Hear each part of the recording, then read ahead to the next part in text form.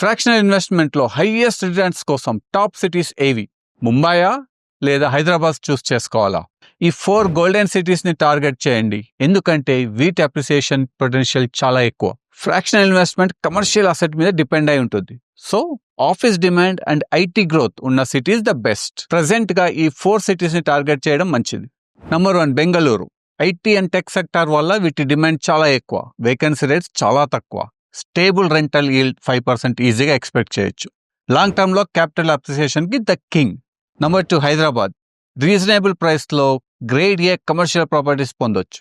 గచ్చిబౌలి, రాయదుర్గ లాంటి వెస్టర్న్ కారిడార్లో fastest growth expect చేయొచ్చు. ఈ ఏరియాలో ఇనిషియల్ ఇన్వెస్ట్మెంట్స్ తక్కువ ఉంటుంది, బట్ లాంగ్ టర్మ్లో క్యాపిటల్ అప్రిసియేషన్ పొటెన్షియల్ ఎక్కువ.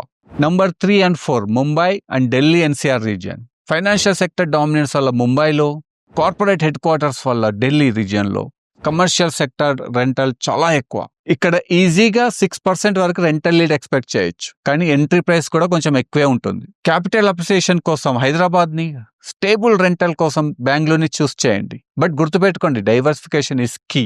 మీ ఫేవరెట్ ఇన్వెస్ట్మెంట్ సిటీ ఏదో కామెంట్ చేయండి. బెంగళూరా ఆర్ హైదరాబాద్?